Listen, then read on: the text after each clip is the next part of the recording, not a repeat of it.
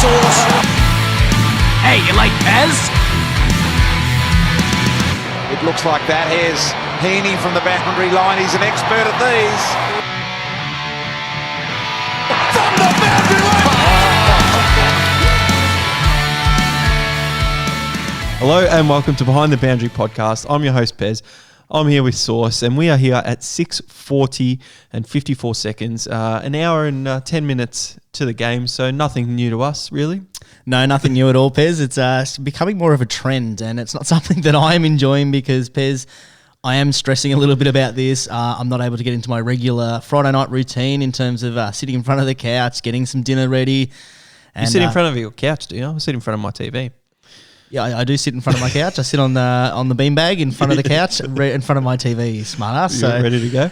Yeah, ready to go. But Pez, we were talking about the week that's been, and a huge round of footy coming up tonight, especially starting off with the game this evening. Yeah, and some people might not even know what game is being played because the reason we are doing it so late is because the AFL don't even know who's playing. So it used to be you find out the teams, but now you just find out when the games are going to be played the day before, and you're like, where are they being played? What are they doing? Even when when I was talking to you earlier today, I was like, oh, where's the Gold Coast game being played? Is it up in the Gold Coast still, or where is it? And it happens apparently at GMHBA. GMHBA, but there's a game to be on the ball. There's a game in Brisbane though, Gold Coast is a no-fly zone, but Brisbane's okay. It does add a different element of complexity to the actually just trying to watch football. Yeah, and to the livelihoods of everyone. There's been things during the week. Obviously, in Melbourne, the lockdown's been extended by a long time. In Sydney, they're really struggling with a lot of cases and deaths throughout. No, they're doing fine. Just ask Gladys. I watched only one little snippet of Gladys. I try to stay away from the press conferences, mate. It's hard though, mate. But Gladys and Dan Andrews, and then he's got the new bloke in the last month or so, the guy with the beard that's in the coronavirus team talking on and on. I don't even know what's going on anymore, but I just know, you know what? I'm staying at home. I'm working from home and doing all this until at least next Thursday. And then we don't know what's happening from then. Yeah, the main sort of check-in though, Pez, the mental health check-in. How are you going during lockdown without the Olympics? Because I know working from home with the Olympics was an absolute breeze, but I've really struggled this week. It's been hard. Look, on 7plus, it says to me they're available for the next 60 days. So in all honesty, I've been going back, and after the closing ceremony happened on Sunday, this week I've watched the marathon, I've watched the 109 kilo men in the weightlifting, and I watched a few other events as well. So I still have been watching events happening throughout that. So I've had it, but the other thing I've been doing is, we're always talking about renovations at my house at the moment. It's like a bomb site. We're laying new floor. Yeah, I've been there, done that, Pez, and we had a nice little discussion before about liquid nail. And it seems like every house ever that anyone ever purchases, that's what it was built on, liquid nail. Geez, they go overboard, don't they? They would have spent a bit of cash down at Bunnings if they got it from Bunnings. Yeah. A bit of liquid nail in there. I had to cut it out with a Stanley knife and then get a little blade on a thing and try and get all the liquid nail off all the skirting boards and things like that. It's not been fun, but we'll get there in the end. We will get there in the end, Pez, and the house is starting to look quite nice, Pez. It's making its way through, but talking about quick fixes, Pez, and talking about just fixes, full stop. The AFL has definitely had a week that a range of different issues have come up, and we're going to discuss those in our next segment. Yeah, see if we can fix them. Yeah, let's bring your own hashtag, huh? Hashtag. This is interesting. It's a main event in any stadium in the world. Hashtag going viral. We can't go with it. Hashtag bleep, bleep, bleep. That's all, folks. I wish I could say that's all, folks, and get on the couch or in front of the couch, as you would say. Jump on the beanbag, mate, on the beanbag, nice and relaxed. Get ready for the footy. But no, we are doing Bring Your Own Hashtag. We've got a couple of really big topics to go on. And the first one, we're probably going to talk about the tribunal. There's been a few things this week, Source, with players missing games, and probably the biggest you'd talk about in tonight's game would be Toby Green having a 2-week suspension there and getting it down to 1 with the tribunal. So that's just one of the incidents. You had Andy Brayshaw, who's going to miss a week for Fremantle, who's been a really pivotal part in their last couple of weeks as well, especially with Nat Fyfe out. So And they're both of those games are make or break for all four teams being played. And then you've also got the other element of Joel Selwood, who from all. I guess there's two ways to look from it, Pez. Is the actual the supporter's eye and the natural way that you watch football and your instant reaction going, ooh, he's in trouble. Like how many times do you say it each week? It's like, oh, that's a week. There's 2 weeks. He's in trouble. And he gets offered a fine. So you had 2 weeks suspension for Toby Green, and then with the plead to the tribunal, we got it down to 1. You had Andy Brayshaw go to the tribunal for 1 week, pleaded. They actually didn't challenge it, which is unusual that they didn't challenge it, then complained about it in the media. Well, there would have been issues, I'd imagine, around if you do challenge it and fail. Oh yeah, they're playing the next week. Go up and which is rubbish. Like so, they're charged guilty, and if you want to fight your innocence, which is another issue, Pez. Like, guilty until found innocent. It's almost the reverse of that system. And then you got Joel Selwood, who, went for a high bump, elected to bump, hit high, came in a little bit reckless, and gets a suspension. Gets a fine. So you've got to talk about that whole thing with the tribunal. They're trying to discourage people to fight for their innocence because they're saying, oh, if you fight and lose against us, you're going to cop another week on top. Like, don't waste our time. Stupid. Don't waste our time. Come and that's what it almost feels like, Pez. And but sometimes you can't. Sometimes you actually can't do it. Like Brayshaw, they're playing against West Coast this week. They don't have Nat Fyfe already. They don't have Brayshaw. They've got St Kilda in the last round, and that could be to make a top 8 spot. And they're thinking, if I challenge this, Brayshaw could get rubbed out for 2. He might not be there for 1-2. Bang, we lose both. We're out. Our season's over anyway. Yeah. You take the risk of not playing him at home against West Coast, against a struggling West Coast, in the hope that Fyfe is back next week and you've got a stronger, and your finals are still alive. Like it's a roll of the dice in a different way, and it's a bit disappointing that that's how they sort of set it up. But Pez, I guess the main thing that we're going to be discussing and where our hashtags are coming from, Pez, is the tribunal and the way they've adjudicated this week and the impact it has on the season. So really interested to hear your hashtag, Pez. Yeah, well, my hashtag is all around the big story, and we know Toby Green has had a lot of history. There's a lot of people that I've spoken to in the footy realm that really dislike this man as a footballer and as a person, but as the listeners know on Behind the Boundary, he's one of our favourites. And I was speaking to you earlier, Source. You talk about MVP and what it stands for, most valuable player. Whenever Toby Green is actually playing, my goodness, aren't GWS such a better side? And when he is captain as well. So my hashtag here is hashtag gangrene. And this is just a shout out to the gang that are, after Green's head and wanting him out of the AFL pretty much. And it does happen on social media these days where a lot of people just want him to be, banned probably the rest of the season and go from there, agree with these 2 weeks. But I think the incident was a football act, Source, if we're talking about, the Toby Green and Patrick Dangerfield one where a lot of players fend off and the elbow went up and went high and he's going there. The unfortunate thing for Toby Green is that Patrick Dangerfield actually went off to hospital, didn't come back for the game, which is a big problem for mine with the actual tribunal and the MRO is thinking about the outcome, not the actual incident, which has happened for many, many years now. Yeah, I like that hashtag, Pez, gangrene. Like it's and I'm going to sort of piggyback off yours a little bit. And I'll get to mine in a moment, but it's gangrene is an infection, and every week we are talking about the same thing about the inconsistencies with the tribunal, and that's what happens with an infection is unless you address it, it eventually gets worse and eventually carries on, and it becomes a problem that sort of deregulates the whatever the limb is that's infected. In some cases with most gangrenes, it gets cut off. And I feel like what they need to do is they need to cut it off, hit the reset button, and reevaluate this MRI, like this tribunal system, because it's shit. You know what's wrong with it? It's got the rules, and it's got rules in place of what's the impact? Is it low, medium, or high? What's this? Is it this, or this? But that's where the issue is, Pez. And they go bang. High impact. This is the problem. High impact is classified on the result of the injury. It's not how hard you hit. High impact results in, and the reason it could not be classified other than high impact, whereas GWS had no leg to stand on, was because he left the game in an ambulance to go to hospital for precautionary measures. So therefore, it can only be classified as high impact, even though he's playing this week. It's a bruised larynx. Like, it wasn't that big an injury. And that's where the system is broken. And was the impact actually high if you look at the incident solely? So they do that. They go, yep, all right, it has to be high impact because of the result. It has to be this, has to be this. And then they add all that up, put it in their little calculator, and it goes, all right, that spits out 2 weeks. They've got to look at incident by incident, and they've got to go, this deserves a week, or this deserves 2.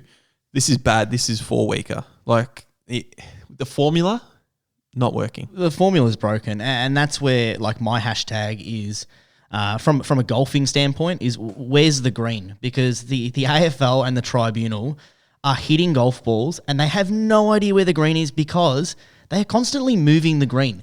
And I know that you need to have precedent because otherwise, players and teams, and they can't argue their cases, right? I know you need to have precedent, but set up a system that enables people to sit there, a general football viewer, people of the media, you and I, Pez, and they watch it and go, whoa, that guy's in trouble, a week. And then when they open the paper on Monday morning, he got a week. Yeah. Done. Look, it's never going to happen when you got 100% of people agreeing because people don't like green, so they're going to say majority. 3 weeks. But the majority of people and the football watchers would want to be doing that, and they're getting in the bunker too many times, aren't they? Yeah, and I disagree with, and you and I had this discussion in the pre-show, Pez. I disagree with the people that sit there and go, oh, it's Toby week. If it was any other footballer, this, and this. And I think that he's definitely is officiated differently. I can't see Christensen sitting there and looking through his platform that he's got, his marking sheet, his rubric, and that's what it's spitting out. It's not him sitting there going, all right, I might put a bit of mustard on this one and go, right, that's actually I'm going to mark that up high. Because there's no way you can do it. The system itself is broken. And I think it's a lazy defense where people come out and go, oh, it's Toby Green, this, and this. And if it was anyone else, he wouldn't get off. It's not the act and it's not the tribunal that's broken. It is the rubric that we are using and the classification. Look, that is the issue. We're never going to find out, but I would say if it was any other player and it wasn't Toby Green, the exact same incident, exact same player, whatever happened, they would have got 1 week. But the thing was, Pez, is that you can't argue high impact on its classification.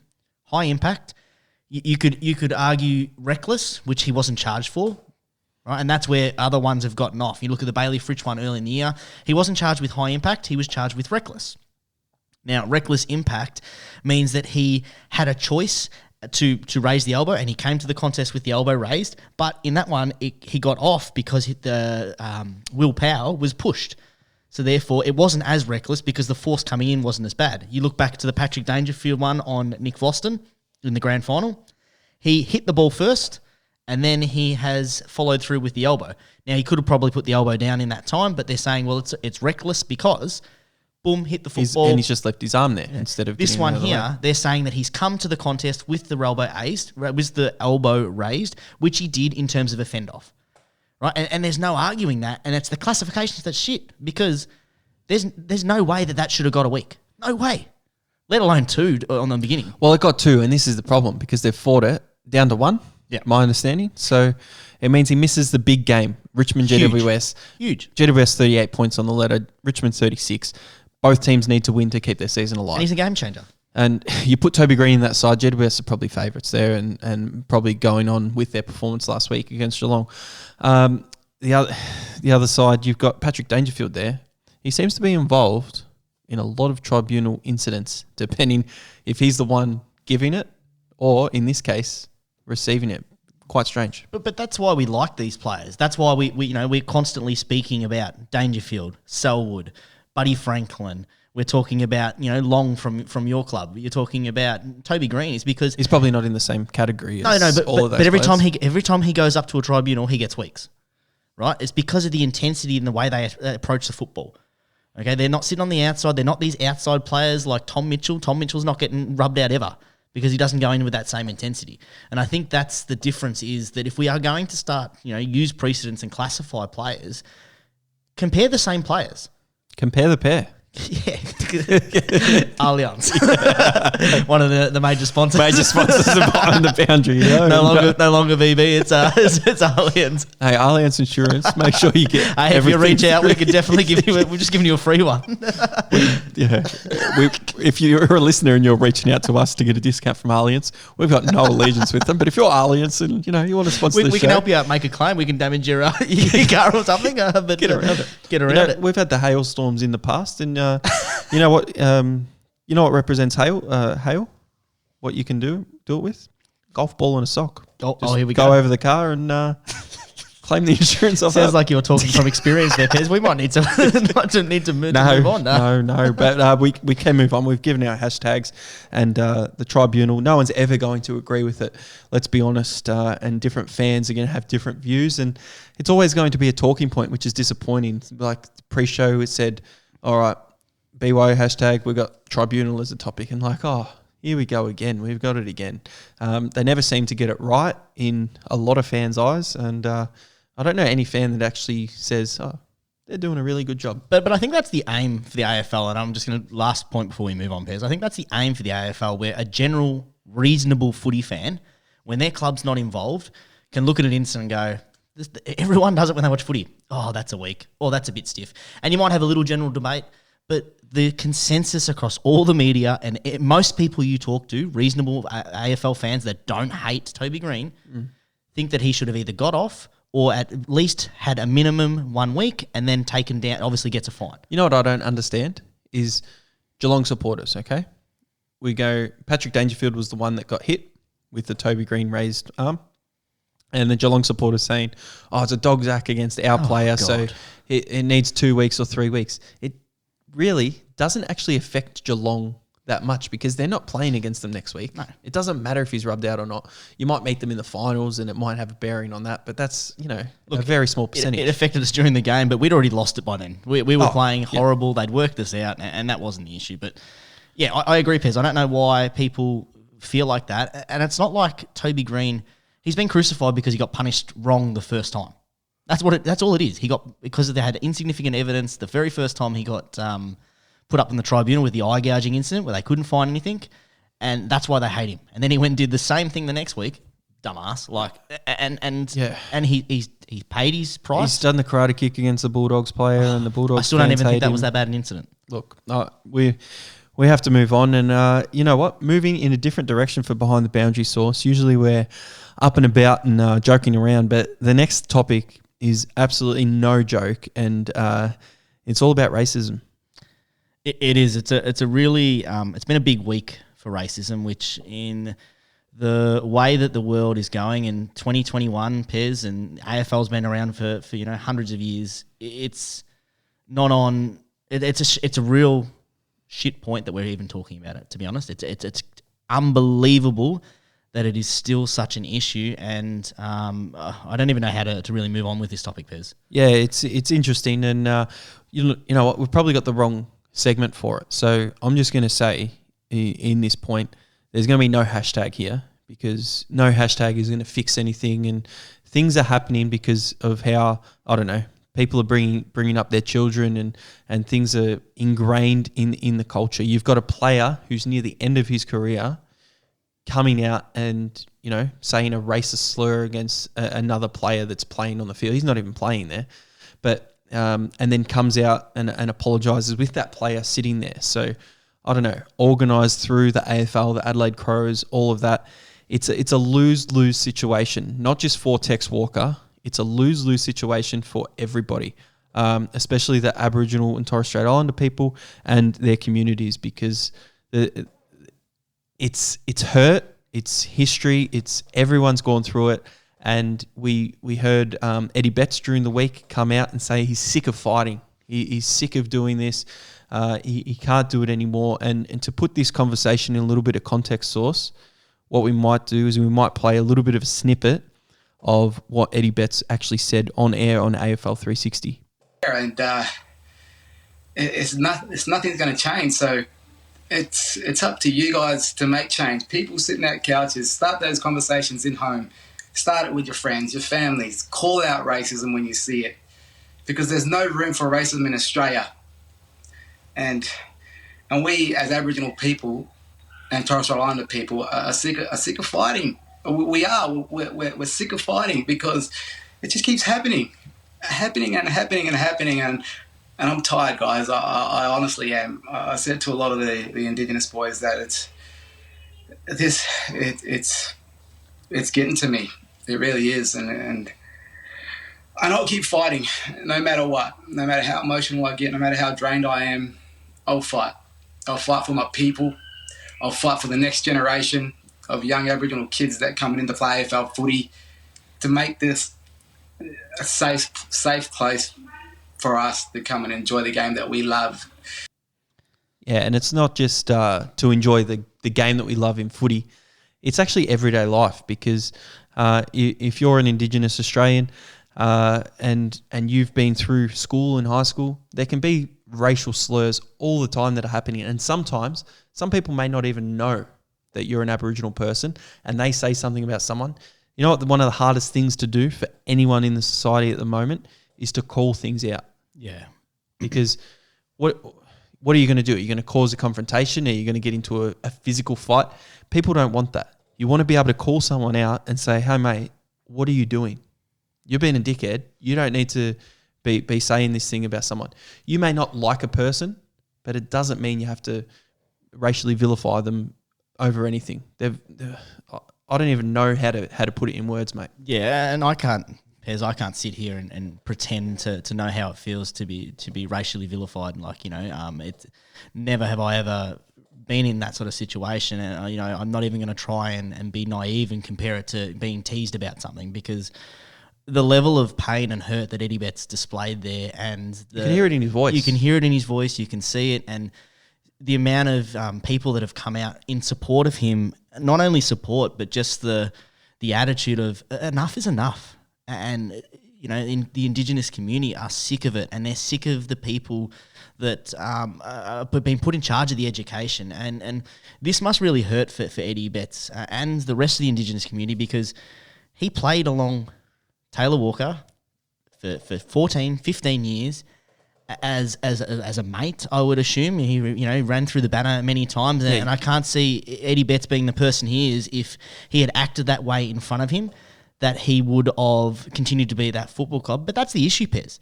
That is the issue, is that this stuff happens behind closed doors. It happens in the way it was originally came out as social racism. You know what? And this happens a lot more than it has now with players of the caliber of Taylor Walker, because someone was brave enough to actually call it out and, take it further and make it public. And Taylor Walker's been caught in a situation where he has to come out and apologise. He probably has no choice. Yeah, and they're doing all these things to try and protect him and make him seem like he's really apologetic, and he's got to educate himself. And I think he plays a really important role with his next steps in what he does, because he actually does need to do that. You know what? It's really disappointing that he has to go and educate himself, playing in the AFL for 10 plus years. I don't understand playing with Indigenous players, and obviously I don't know if it's obvious. You can't really assume if they're mates or not, but being mates, playing on the same field together, going out there, crossing that white line and playing with those people, and just going and coming out and saying something like he said, it's just really disappointing across the board, and you can't really say much more. Like, it has to stop. How does it stop? Because Eddie Betts has come out for years and tried to make it stop. Adam Goodes was the most recent example where there's been lots of things out. He called out a 13-year-old girl for saying it in the crowd, and then Eddie Maguire came over the top and said some more racial comments about him. So it's really, really hard. And I'm sorry to interrupt there, Pez, but I think what you're talking about is the social and cultural change that needs to happen, not just in Australia, but across the world. You see the Black Lives Matter movement in America, the same sort of racial profiling that's happening. And I think, Darryl White, Brisbane Lions and Brisbane Bears career footballer, said it perfectly on the I'm probably saying it incorrectly, so I apologise for this, but it's a UK football show, and he came out and had this statement to say, Pez, and I think this is the biggest thing that's going to come from it, because I think AFL, whilst this is a disgusting moment, it's a horrible moment, and the whole way it's played out over the week has been terrible. I think for the first time in a long time, the AFL has taken some steps and some positive movements because the person from the Adelaide Football Club was the person that confronted it, was brave enough to stand up, and I think this is a positive step for the AFL in that regard, and I think this is the main message that needs to come out of this incident. Another weekend and more racism to deal with. This time, the racist slur came from a player. It was called out and swiftly handled. I'm more concerned with lower level sport in general and the communities within sport who continue to cop racism. It's weighing on them heavily. I see it there. Yes, combating racism starts with education, but it's not the AFL's job to do it alone. This is a national issue. We've got to look at our past and start telling the truth. Those truths will inform our present. And it starts at home. How do you raise your kids? What values are you instilling? What words and attitudes are permissible behind closed doors as a joke between family? It starts with your friends. What comments about minorities do you accept from them? Do you laugh at it? Do you call it out? Look in the mirror. You're only as good as the company you keep. And if you've been raised in a culture of prejudice, it's up to you to break the cycle as an adult. Some pretty strong words there, Pez, and you couldn't agree more. And both of us are in the education system, and this message is pumped through schools. And it's but that it happens behind closed doors. It's powerful, and you say it's pumped through schools, but it always comes down to your household, your parents, and the people that you are around. And as he said, what happens behind closed doors? What's acceptable? What do you laugh at? What do you do? If a child sees a parent or an adult laughing at something that's a joke of racial, they'll just think, oh yeah, that's a funny thing. I might go and say that to one of my mates, and this is acceptable behaviour. So you see that with bigger issues, like not bigger issues, but similar sort of issues with family violence, violence against women, homosexual sort of prejudice as well. Like you see all of that stuff, and it's the way that the cultural of Australia needs to shift. It happens. It sucks that this happens in 2021, and we can't just move forward and have peace and love everywhere and be. I don't even know what to say anymore. But no hashtags for this. Bring your hashtags dead. It's put the spotlight on it again, which is really disappointing, and from an AFL player. But you've got to imagine what Darryl White said. It happens in the smaller communities. So you go to a suburban football game, you can imagine what's being said over the fence and not being reported and not being called out. So it is tough to call it out, especially when there's alcohol involved. Source when you're going, you've got a guy that's off his head at the local footy calling out some racial slurs. Do you stand up? What's going to happen to you? You've got to take your safety into consideration as well. So I don't know what the solution is, but everyone needs to continue to fight for it. Well, I don't know what the solution is in that standpoint, Pez, but I think what the solution is here is what the AFL needs to do is start educating through pretty severe consequences. And I think that they're in a unique situation where you've got a football player who, let's be honest, he's got a 1 year deal with Adelaide. It would be unlikely for him to play, I think, another game for Adelaide. I think the Adelaide Football Club, the way they're handling this, and the Indigenous community in the Adelaide Crows, I think it's unlikely that he plays again. Look, if it was unlikely that he's going to play again, and he's got his 6-week ban or whatever it is, so he misses 2 games and then misses 4 next year. Adelaide are not going to compete at all. No. Make an example is kind of what you're saying. I think what the AFL should do is exactly what North Melbourne CEO sort of came out and alluded to, is that the way to educate here is to stand him down. Ben Alfario, for the CEO of North Melbourne, came out and said, when it's an idiot online over the fence, we ban them and take their memberships off them, and we do. And you have some solace because you say this person is clearly ignorant. But when it's a leader within our industry who has had, been through 15 years of education in this area, who has had many close bonds and friendships with black people, when it comes to someone like that, you've got to ask yourself, what are we talking? What are you doing? And I agree. I think that if this was just a Joe Blow, we would criticise, we would punish, we would take away everything for it. But because they're getting paid and it's their career, and let's be honest, if it's something, would you do this in the workplace, Pez? You wouldn't do this in the workplace. Well, that's an incorrect statement, is it? I wouldn't personally, no. No, but if I did this in my job, I would be stood down. See you later. And that's what should happen.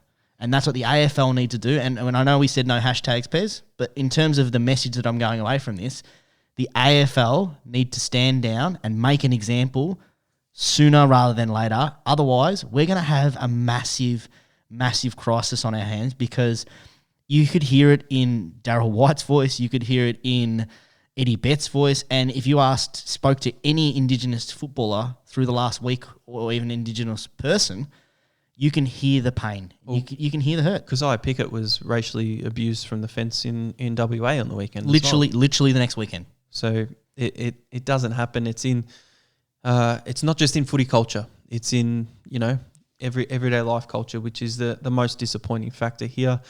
And you can't just say we're going to stop and we're going to move forward, because we can't move forward until everybody gets educated and moves on from there. So.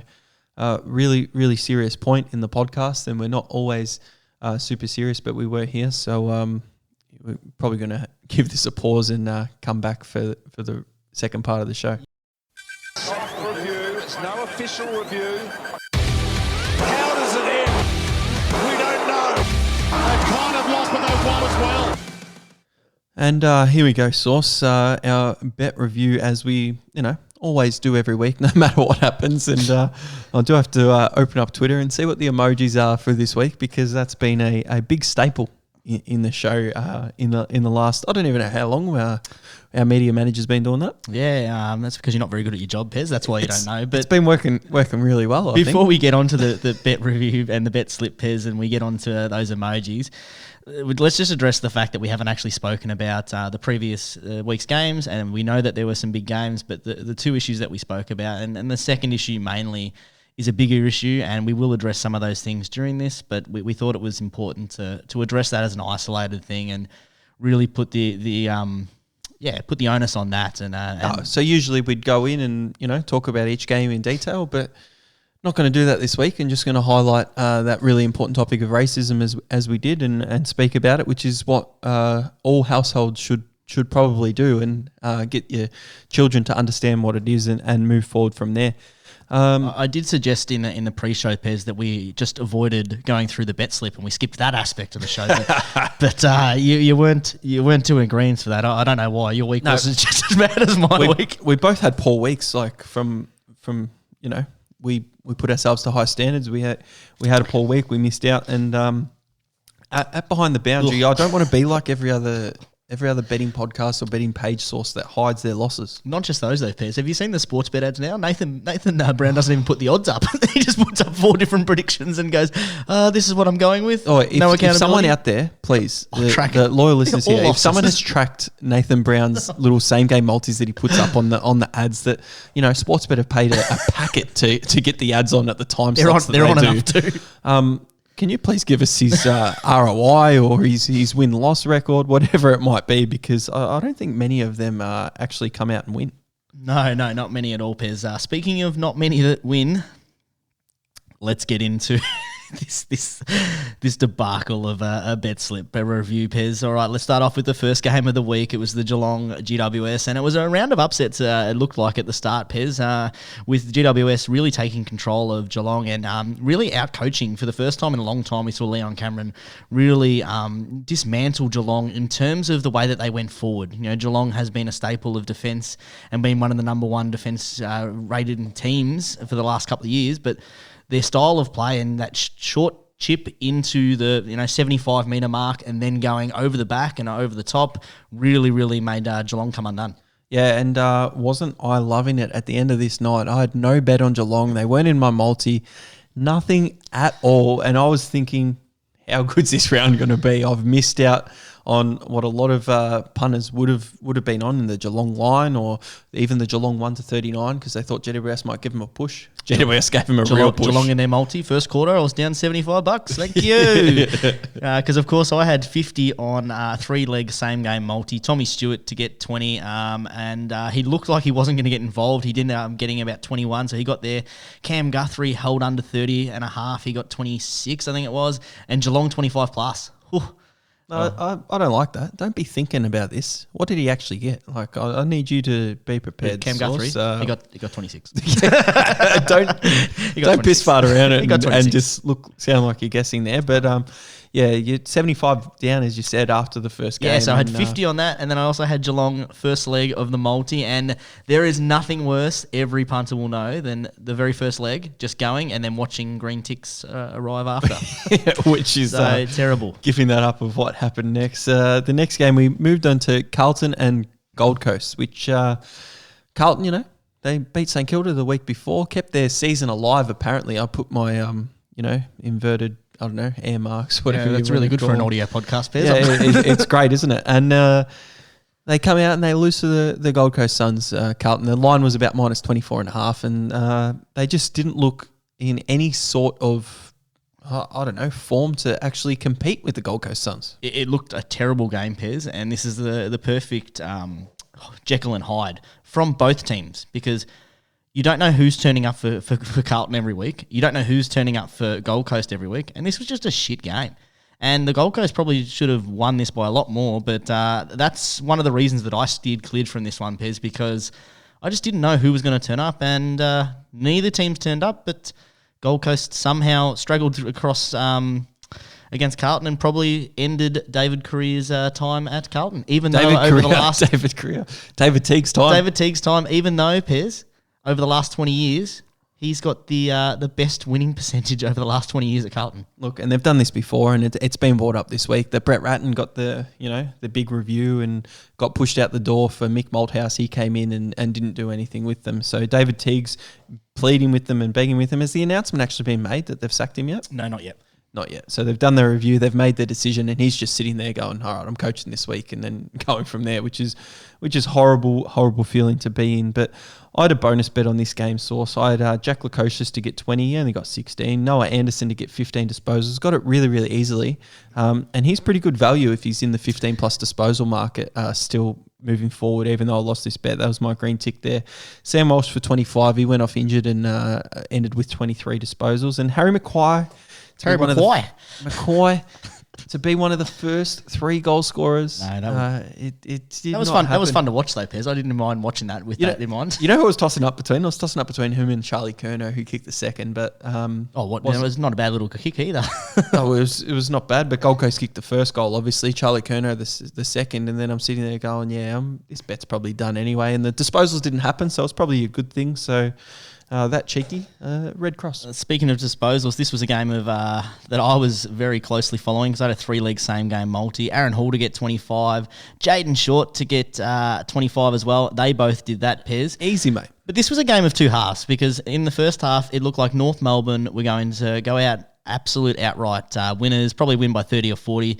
They held Richmond to a pretty putrid sort of halftime score. I think they were under 30 points or something like that. 2 goals for the... How many times can they kick only 2 goals in a half, Richmond? Shit, man. They looked really horrible. And then Richmond came out, and I'm not even going to say Richmond did Richmond things because this game, everyone were going on about how good Richmond were. I don't know what was said to North Melbourne at halftime, but they butchered the ball. Their skill level it degraded itself, and it was horrible to watch. They were early season North Melbourne. They were. They resorted back, and it was the first time in, I think it was like 15 weeks that they haven't covered the line.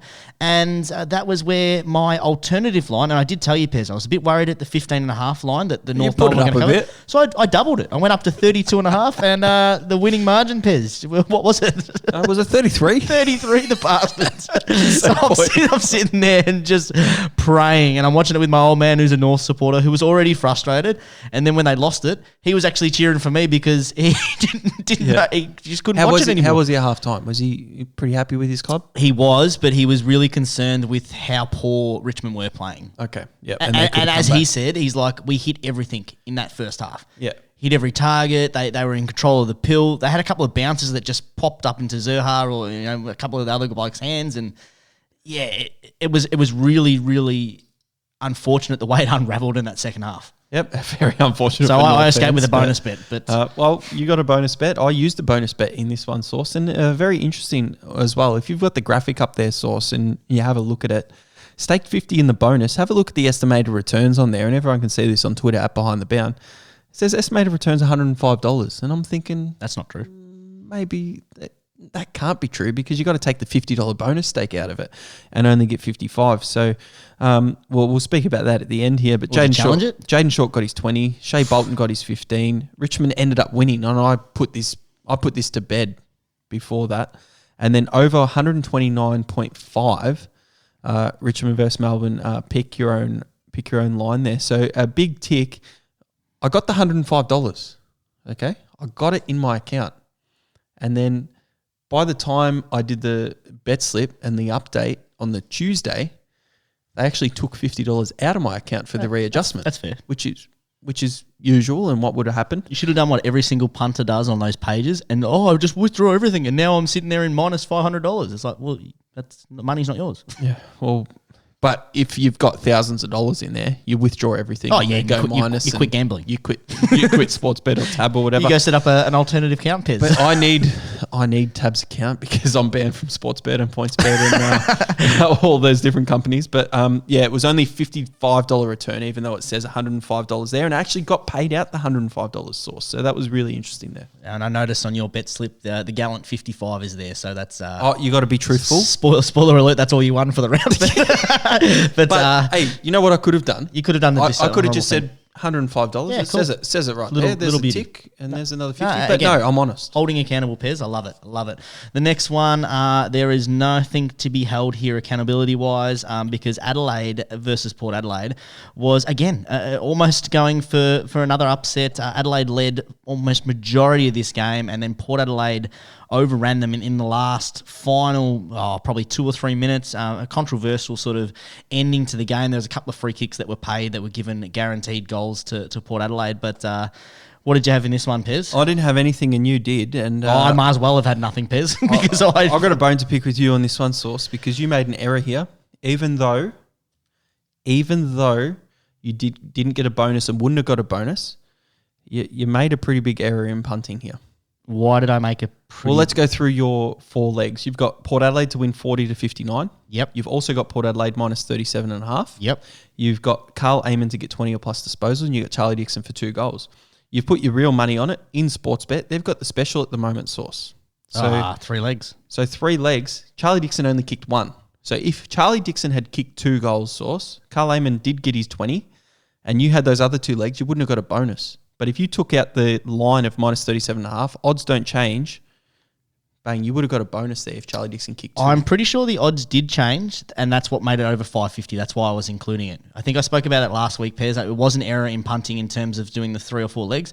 I really struggled last week trying to find $5 odds and something a little bit cheeky.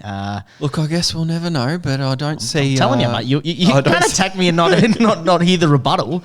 All right, AFL tribunal. I don't see the line of minus 37.5 when you've got a spread of 40-59. Yeah, because making it over 50 cents. There's 2.5 points to play.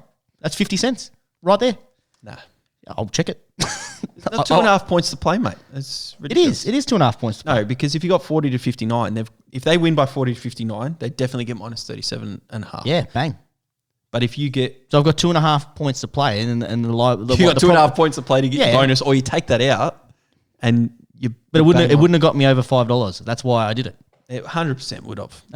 Why would I put 4 legs in there, Pez? I don't know why you did. First rodeo. I don't know why you did, and let's move on. I thought it's a bit of an amateur move, but let's move on. Didn't matter in the end because Charlie only kicked 1. Yeah, well, that's fine. Yeah, so stupid. All right, let's get on to the next one. The St Kilda Saints versus the Swans, and again another boil over. So the first 4 games we had, Pez, all at one stage, you probably looked at it and went, I'm going to get 0 this week in tips because not many punters had the Gold Coast Suns, GWS, North Melbourne, Adelaide, and the Saints all getting up. Well, you know what? I was looking between the halftime at the Richmond North Melbourne game. I actually forgot to put my tips in the comp I'm in.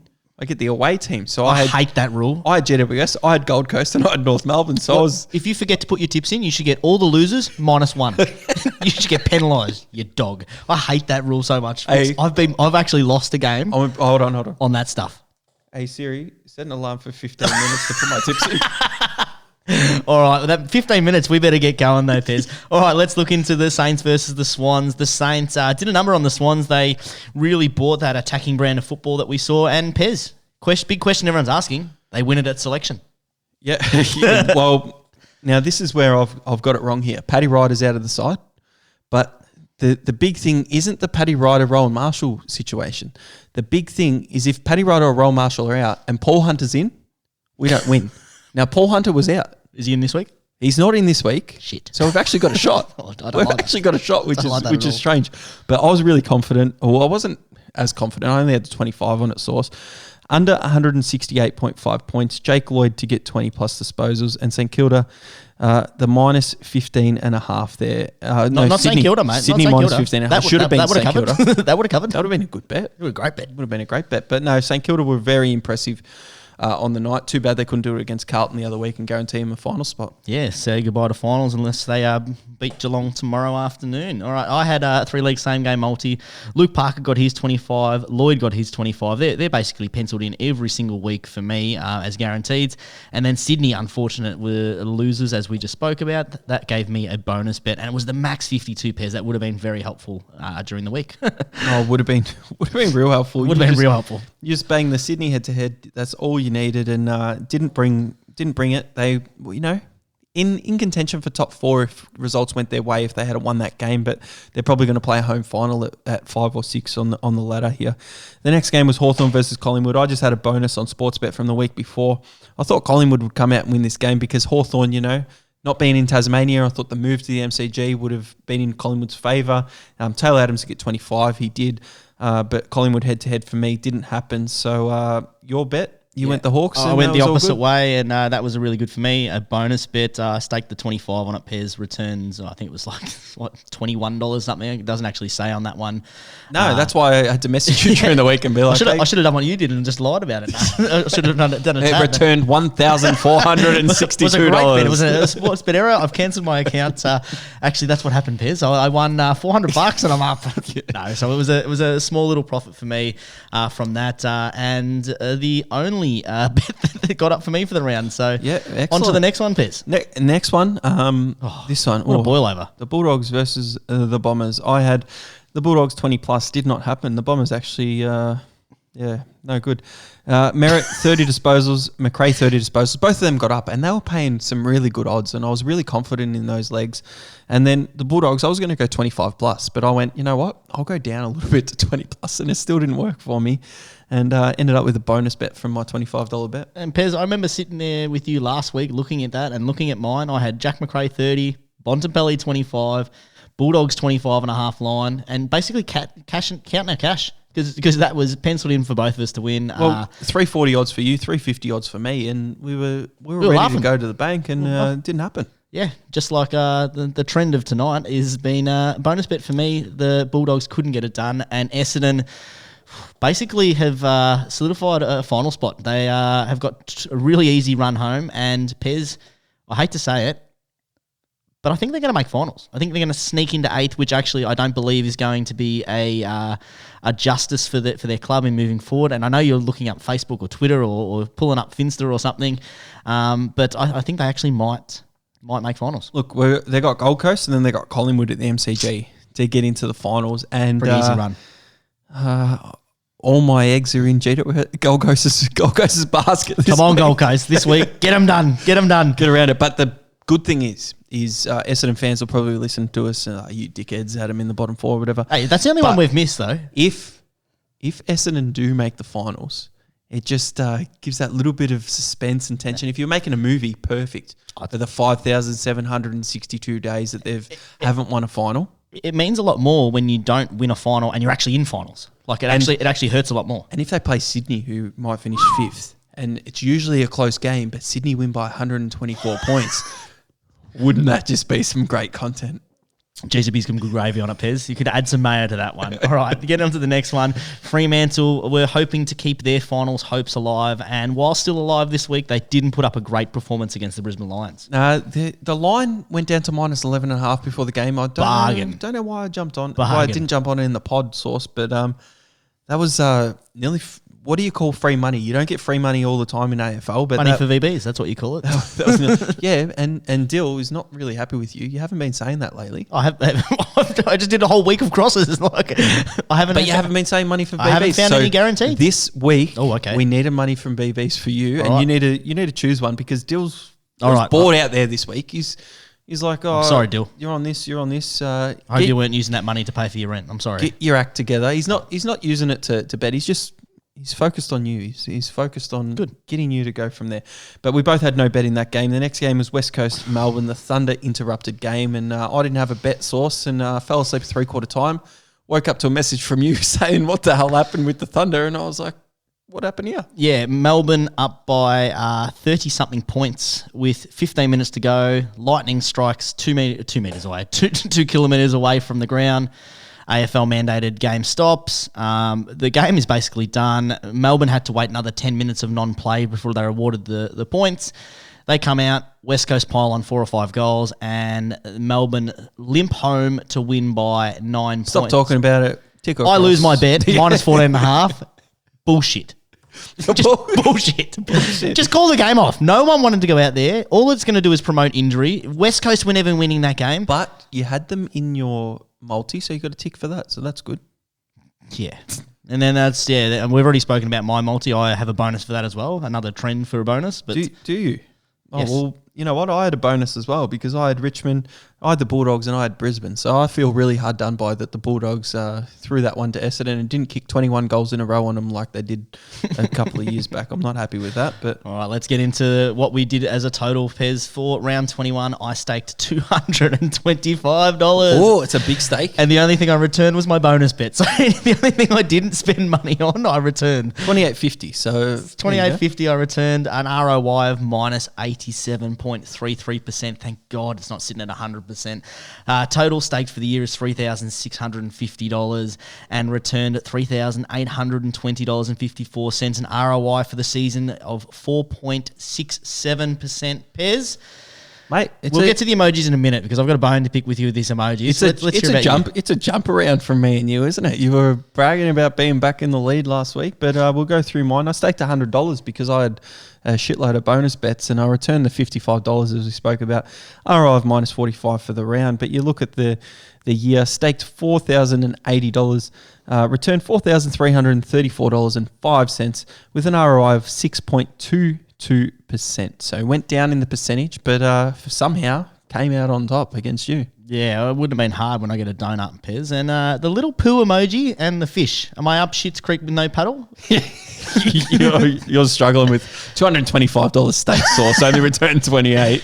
Well, I don't get yours though. Why are you a toaster and a tent? A toaster? That's a robot, mate. Oh, okay. Why are you a robot? I'm an absolute robot, just not going through the motions, not having any idea what to do, and going down a little bit in the ROI. But I've got a tent there, and you're just fishing for your food, mate. You're just you're back where I was a few weeks back, and you're just. I think that all that emoji's saying is that I'm just renovating the bathroom, and I'm getting back to nature. I'm going to save some coin because what I'm doing this week is I'm going hard. I'm going to invest that money. Sauce, when elsewhere. you have a shit round, you got to say you had a shit round. I said I'm up Schitt's Creek with no the poo emoji was deserved. Yeah, it's a bit rough. Yeah, you've had many shit rounds beforehand, and there's been no.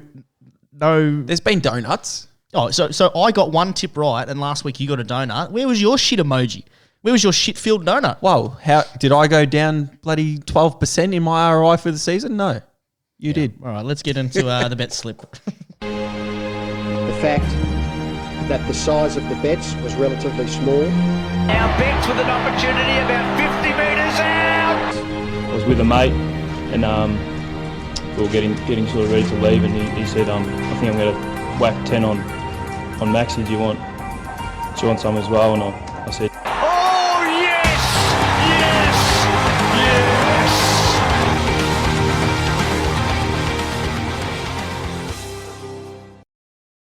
yes. And now to get into the round 22 specials. Cyril takes a special and goes bang. Well, as we say every week, here's Sportsbet. Kick a goal in the first 2 minutes and you win on the Friday night match. We hate that one here at Behind the Boundary. All matches this week, 3+ leg same game multi, up to 3 refunds per match. So you can have, three bets per match and get a bonus for everyone. But thanks for explaining that. I was still going. You interrupted me. I was going to say you hope you wouldn't get 3 bonuses. You'd hope you'd have a couple of wins there, Source. Sportsbet have the 3+ leg AFL head-to-head multi, and they're the only one that I've seen so far to have it. So Tab don't have it this week. We go into Tab. They've got the 3+ leg. First time in a long time, Source. All games for Tab for the 3+ leg. So really good job from Tab this week. They've also got an exclusive in-venue offer, which I was really disappointed in. We're in lockdown here in Melbourne at the moment. I can't go into the venue. But if you go into a venue and you're in regional Victoria or anywhere else that's not in lockdown, AFL head-to-head special, up to $50 bonus back. If your team leads at halftime but they lose, we love that special. You get it back. And remember when it used to be? I love that special. It used to be on Sportsbet, quarter time. You lead at quarter time and you lose, you're good and you get paid out. Lead at any quarter. Lead at any quarter. That's right. That was the best special we've ever seen. And the other one that Tab's got, they don't make it too obvious, but the way I don't even know how I got it, but it's Richmond to win by 1-39 and Jack Riewoldt to kick 2+ goals, paying $5. Okay. So that's a special from Tab there. Ladbrokes, you've got $2 lines on tonight's game, Giants versus Richmond all the time. You've also got that on Neds because they're the same company, they've also got Friday night AFL, 3+ leg same game multi just on the Friday night, which is, kind of disappointing. And we end with that. I think I heard from a friend that PointsBet have some stupid one paying $4 or something, but don't even worry about that. Don't worry about them, Pez. Straight on to Friday night footy. And what a round of footy is, there's many games tonight that are going, or not tonight, but this round that are going to change the outcome of the 2021 finals. And we start things off with an absolute classic. We've already spoken about it during the show. GWS taking on Richmond, grand finalists from a couple of years ago. Everyone knew it was going to be Friday night. We knew it was going to be, and glad the AFL have done their due diligence here and putting forward a big game. 2.15 of the outsiders, GWS. Richmond, the favourites, at $1.71. The line is -5.5, and the over-under for this game, 159.5. Before I say my bet, Toby Green insertion into this team, does it change the odds? Yes, I think it makes $1.90 Pick'em money line. Pick'em? Goes into Pick'em. All right. So here we go, GWS Richmond now. I'm tossing and turning in this one because Toby Green is out, and I think he's a big factor in the captain of the club and will be the captain moving forward as well.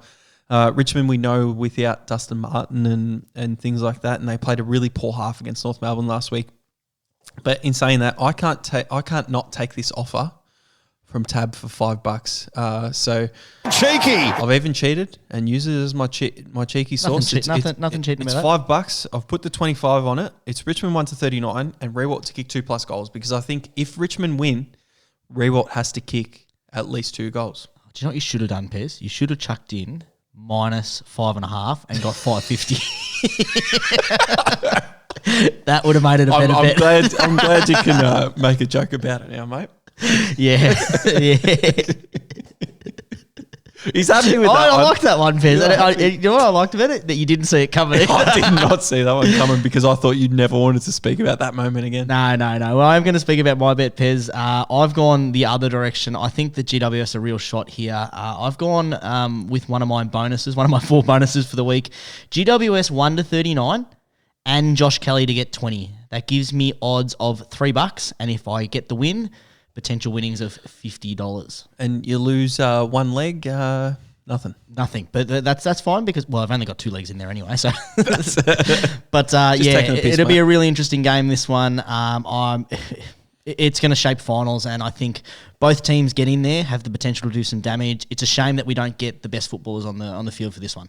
Oh, it'd be amazing, but Richmond dynasty on the line. GWS, Leon Cameron's career on the line, I would say. Next game, Source, Hawks versus the Dogs. Yeah, Hawks versus the Dogs, 4.20 outsiders in Hawthorne. Western Bulldogs, $1.23 are the favourites. The line is minus 26.5 in favour of the Bulldogs, and the over-under for this one, 164.5. Yeah, I don't have a bet for this game, but the only thing I can say is really unlucky for Josh Bruce, the leading goal kicker of the Western Bulldogs. I know we've given him a bit of stick on this show on Behind the Bound, but you know he's had a decent season for the Bulldogs. But in the last 10 seconds of gameplay in the forward pocket, meaningless injury, ended up doing his ACL. I thought it looked pretty bad at the end of the game there, and when the Essendon players were like, "Hey, what's happened?" It was really good to see. You know what? They would have heard the pop, because doing an ACL myself before, that's what you hear, and it's no good. And Josh Bruce, all credit to him, in an interview that he did on his crutches, said, it's not about me. It's about how this team can move forward and continue to be winning in September. So credit to the man. Yeah, credit to him coming out and saying that, and it's disappointing for him, but congratulations to the Essendon players that went and did that, and our thoughts go out to him, and hopefully it makes a speedy recovery. With his absence, though, Pez, goal kicker market. You know where I'm going this one. Cheeky. Ugle Hagen's out as well. Yeah, I was spewing with that. I was hoping he'd be in there because he would have been juicy odds. I think this is the stage set all for Aaron Norton. I know it's played at UTAS Stadium, so it does make it a little bit tougher in terms of the delivery, but he's all they've got down there. He's going to kick 4 goals. You can get that on its own at $4 odds, Pez. I've gone with a 3-leg same-game multi, and I've put my bonus on it just to build the ups. Who's kicking the 4? Who's kicking the 4? Aaron Norton. The Hawthorne hack. Hawthorne hack. It's back. It's back. Western Bulldogs to win and McRae to get 30 disposals. 25 bonus on that, Pez, with Ned's estimate return of 128.75. Now, I think they've stuffed that up, but because I think they haven't taken the 25 out. But I don't have returns. the odds, but Jack McRae to get 30 is absolute money. Oh, it's absolute money, because he just racks them up out there on the wing. The next game, which is disappointing that it's at the same time as Port Adelaide and Carlton Source, both at 4:35 on the same day on the Saturday. When we're in lockdown, we want to watch both games, but we have to choose one to watch live. It makes it a bit disappointing they haven't taken into consideration the Victorians and all these people in lockdown. And people in Sydney and now Canberra in a 7-day lockdown after one case. Everyone except for Northern Territory. And Tassie, apparently. All right, we get into the one that we'll both closely be watching, Pez. Geelong versus St Kilda, down at GMHBA Stadium. $1.25 for the Cats. The Saints are outsiders at $4. Minus 23.5 is the line that has come in from 26.5 earlier in the week. The over-under for this game is 151.5. No Paddy Ryder. I'll be watching the Port Adelaide Carlton game, I think. No, he's not playing for Port Adelaide anymore. No, Dan Hanbury comes in surprisingly for the Saints, who are paying him a bit of a packet. I think the Swans are paying him a fair bit as well at the moment there. But Geelong, you've had it laid out earlier today, Source, in Tom Stewart. So I had to take him out of my multi. had to take him out and change it. But Jeremy Cameron comes back in. Mark O'Connor maybe to tag. Who's he going to tag, Source? You'd probably go to Steele. I think you don't have really much of a choice, but are you going to stem his influence? I don't know. Lockie Henderson comes in. Isaac Smith after maybe Crouch. Yeah, I don't think you tag Crouch though. In his little, the only other one's Hill, but Hill sort of tags himself sometimes. Hill does tag himself. That's a good call there. But Jordan Clark, your man, omitted again for another time. Can another club pick him up next year, Source? I think they should. I think they really should. I don't know what he's doing in terms of the game plan. That's not. He's not a one-way runner. I've watched him live. I don't know what he's doing. Runs both ways and he defends. Last week he had a poor game, and I think if we're looking at all the times he's been omitted, this is the first week he could sit there and go, you know what? You had a really poor game. You made a couple of blunders in front of goal. You had all the other times no good. All the other times he should have had a spot. But where are you going in this one, Pez? I've used a $25 bonus bet from last week's Source. So I've put Jack Steele for 20 plus disposals. $1.05. I think that's, if he doesn't get injured, he's definitely getting 20 disposals. Just put that in there, boost it up a bit, because I've got St Kilda plus 25.5. And I don't love it. But Max King, 1 goal 6 and a big misstep last time we played them. We were at the game live, which is weird to say at the moment during all this COVID stuff. That was a was long that the time last ago. game we went to? That was the last game. Oh, you would have been. That in was the last Geelong. game you and I went to together. You would have been in Geelong. I was there the next week. Geelong versus someone. Yeah, no one wants to hear that anyway. All right, so we were at the footy, and it was a great time. We had the froths there. So many beers. One sitting there. And we had good location to the bar too. It was literally behind us, right there. Right there. And we didn't get stuck by the coaches coming in. All right, no, we'll How good are beers at the footy? I don't know. How good's going outside with I'm not people? Sure. I'm not sure. I haven't. You know what? I haven't even been for a walk in the last time this lockdown. Yeah, anyway, you can tell. Yeah, a right. $25 bonus stake. Estimated return $50. So hopefully Tab have that right, and I actually get that $50. Yeah, I'll go double or nothing with you, Pez. I'll go a $50 bonus bet. Geelong 24.5, and Guthrie to get 25. All right. And that gives me odds of 230. I've whacked, as I said, the max 50 on that one. I don't even care because I'm not watching. I'm watching Port Adelaide Carlton. Yeah, well, hopefully you see Paddy Ryder. All right, let's get into this one. Port Adelaide taking on Carlton, as you said. Same time in Adelaide, $1.13 for the Power, $6 for the Blues. Minus 35.5 is the line. Over 163.5 is the total game points. Yeah. If you're watching this one, what's your bet, Pez? I'm watching this one, but I've got no bet because Me neither. I'm not going to have a bet when I'm watching the other game. You know, I don't want to be able to keep track of it. I'll watch the game on replay a little bit later in the weekend. Yeah, I'll do the same, Pez, and I do find when I am watching footy, I like to bet on the games I watch, and obviously I watch all the games. Try to do it as I can live, but it's hard to watch a game on replay without your phone because I like to look at the stats while I'm watching the game. But we say that as well, but Port Adelaide paying what are they paying again? $1.13. $1.13. Not worth it. Look, it's a risk for Port Adelaide. The to minus lose this 35.5 it is. It's a risk, and in my multi, when I speak about it later, I say it's a risk, and I'm not real happy with it, but there's a reason why. Okay, I'm interested to hear that one later on the show. All right, we get into the Saturday night games, Pez. North Melbourne taking on Sydney. $2.76 is North Melbourne, and I spoke to you this before, Pez, an absolute bargain, I think, at $1.46 in the Swans, minus 14.5, another bargain, and the over-under for this one, 165.5. And you know what? For argument's sake, that's a bargain as well. Look, I asked you this question before, and I said, you have to take 50 grand off your house, off your mortgage or whatever you got. If you don't have a mortgage, just take 50 grand out of the bank. Do. And then you've got to put it on any head-to-head bet this week. Sydney, good value, $1.46. Great value. They kind of really have to win. They lost last week against St Kilda, so there's nothing really there to go. North Melbourne have been improving, but what I've done here is I'll put my $50 bonus stake from last week, and I've put Sydney minus 14.5, and I've also added that with Luke Parker, just to get 20 disposal source, not the 25. Like 20 is pretty safe. Like if he doesn't get injured, same as Steele, he'll get 20. And that together, it's $2 odds. So I'm just trying to get my $50 back from last week. Yeah, Pez, and you said if I had to put my own money on it, and I have. This is one of the rare few that I've actually put my own money on. There we go. I've whacked 25 on a 3-leg same game multi with Sportsbet. Sydney head-to-head, I've done exactly that. I like what you said about Luke Parker for 25. No Dawson. I've gone with Aaron Hall. I watched him last week, and he tell you what, he's he racks it now. up, and he's playing some good footy at the moment. And I really like the way that he actually is going about his football. You got him for 25. I got him for 25. And he'll probably get 35. He's been an absolute star. So that gives me odds of 250 pairs, and as I said, 25 on that one. On to the Sunday time slot in the Sunday games. Melbourne taking on Adelaide is the first one at 2:10, which is an interesting time slot for a Sunday afternoon. Look, and what are the odds, mate?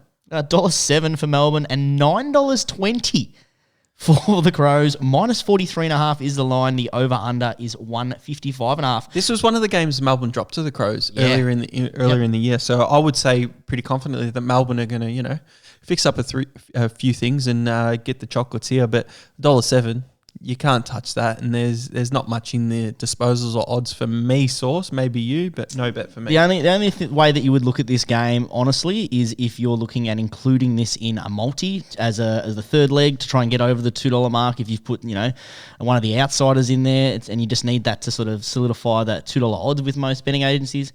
Otherwise, I wouldn't be touching it. I might look at some stuff on the day. Maybe look at Keys or Petrarca. He's in good form, or Oliver, but other than that, I'm steering clear for this one as well, Pez. Yeah, very good. All right, we get on to the Sunday time slot, and with a win here, the Essendon Bombers can realistically So up their final spot, which I hate to admit, the Gold Coast Suns coming in as outsiders, $3.63. That's an unusual sort of odd there, $3.63. And Essendon, $1.29 are the favourites. Minus 20.5 is the line, and the over-under is 157.5.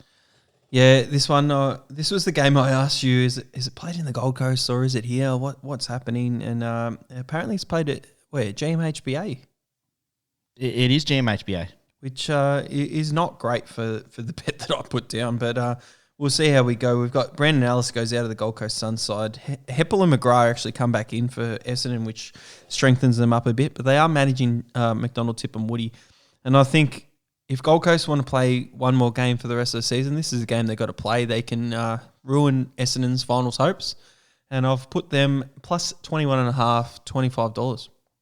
That's really interesting, Pez, actually, because I've steered clear with this game because I actually think that the line, it was a lot shorter early in the day. I think it was about sitting 15.5, and I liked the line at 15.5, minus 15.5 for Essendon. But 20.5, you can be enticed with the Gold Coast Suns. I'm very enticed with this one, and I just, you know what, it's not really a bet with my head. It's kind of a... You don't want them to make it, yeah. I'll be cheering hard for the Gold Coast Suns. I really want Gold Coast to fight in this one, and that's why I've put that bet down. Yeah, and speaking of Queensland teams, Pez, we actually missed a game, and as my apologies there, I got so excited of seeing North Melbourne on a Saturday night that we actually missed the Brisbane versus Collingwood game, and the way that the odds pan out, you could probably sort of understand why. So Brisbane are heavy favourites at $1.11, and the line is 37.5. Collingwood outsiders, $6.70, and the over-under is 162.5. I just thought you didn't want that bet there, but I've gone...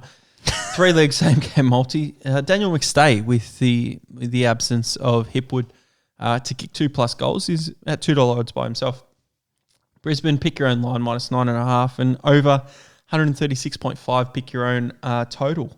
$25 on that. It's paying $2.50 source, so I'll try and take that. Yeah, I like that, Pez. I've gone a similar sort of route. I've gone the over 162.5 and Brisbane to win by 25+. And I've put my last bonus bet on that game. I believe they can get the chocolates there. Collingwood were pretty disgusting last week. That gives me odds of $2.60. So a potential $40 return. So fingers crossed I can snag that one, Pez. All right, we get into the last game, the Western Australian Derby or Derby or whatever you want to call it. Fremantle taking on West Coast, and this one has to be one of the more pivotal ones in terms of the season outlook, because both teams need a win and they can keep their finals hopes alive. Drop this game, Pez, and could be goodbye for 2021. $2.86 are the Dockers coming in outsiders. West Coast $1.43. The line is minus 14.5, and the over-under for this game is 156.5. Look, I think if West Coast win, they're definitely in finals.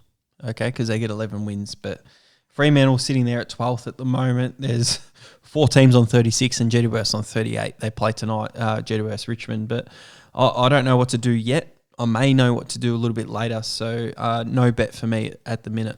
I'm going with, similar to what you said before, Pez, going with your gut, and I don't normally do this, but if Fremantle beat West Coast, there are a big chance of actually West Coast missing the 8, and a couple of the bold predictions that I made this year was Essendon to finish bottom 4, which is not going to pan out. Collingwood to do bottom 4, tick. And the other bold prediction was... Can you imagine Essendon finish bottom 4 after where they are at the moment in 2 rounds to go? That'd be huge. Yeah, well, they've done it before, drug cheats. They've done it before, Pez. They finished they're in finals and they finished bottom 4. Look, if they're drug cheating this year, and we shouldn't say drug cheats because that it's not the right terminology. They got found not guilty on terms of cheating, but they were bringing the game into disrepute, so Who cares? Were they're taken away. But the other big bold prediction I made was West Coast to miss the 8. And I think that if they lose this game, they're a big chance of missing the 8, and that's why I've gone a 3-leg same game multi. Fremantle 1-39 for the win. Adam Cerra to get 20, moving into that midfield with the absence of Brayshaw, and Caleb Sarong, that young rookie from last year, to get 20 or more as well. That gives me odds of $4.50, and I've put my own money. So I believe in keeping accountability. Caleb Sarong's haircut at the moment as well. You're liking that? Yep. So I've put that on $4.50 odds, Pez. Ooh. And where was your cheeky again? I might have forgotten. My cheeky was earlier with Meds. It was the Hawthorne hack pairs. How could you forget that? Of course, it's a Hawthorne hack. We get into our multi-source, and I've gone with Sportsbet because Tab don't have that at the moment with the 3+ leg head-to-head multi. I've gone the 3 games that I'm most confident in. Actually, no, I haven't because I tried to. Western Bulldogs and Sydney. Really confident that they'll get the win. Love that. The third most confident team I was Brisbane Lions. Mm-hmm. But if I put them in, $1.99, no. You don't get the special. You don't get the special. So I had to take Brisbane out, and I put Port Adelaide in, not loving it, which is why I spoke about that to get the 202. And if Port Adelaide do lose, then I do get that bonus back. And I don't know, I should have gone with just Brisbane and not worried about the special. I don't know. Should have followed what I did, Pez. Western Bulldogs, Sydney, the most confident in, and I put the max 50 stake. You put Geelong in yours. Put Geelong to get it done, Pez. And $2.17. They don't lose back-to-back games, let alone back-to-back games in Geelong. You haven't won there in 20 years. I know you've only played 13 games there over the last 20 years. 1999 was the last time you won down there, Pez. So you can tie that one up, and that is your money for VBs. There you go, Dill. Saved it to the end. The multi. 3 legs, 3 ticks, big return. Dill's back. Dill is back. We might have to get Dill on at the end of the season, Source. Yeah. With his money for he's VBs. more than welcome to come on. I can't wait to hear his stats on all Source's bets. And he's not happy with the money for VBs. So I'm with Dill on this. I don't just throw it out there willy nilly, Pez. I try and deliver. I try and deliver perfectly chilled VBs. That sounds nice. I could go for one of those. Well, it's about footy time, Pez. Go for one of Let's those. get through our coin toss, and then we can enjoy a couple of frosts with the footy. It was a toss of the coin. That 5 wins the toss. Yes, it's been an unusual year for coin tosses. Drives it beautifully. Ranger, big time again. What a big show, Pez. We've discussed so many things here, and it has gone a little bit over, but we do need to do this part of the show because I'm sure you want to talk about the Lions. I don't want to talk about the Lions. I'd much rather get a chilled VP, as you've said. I'm really happy for that. But last week, Source, we went different on 1, 2, 3, 4, 5 games. We did. In the Lions. Do you remember what I said to you at the end there?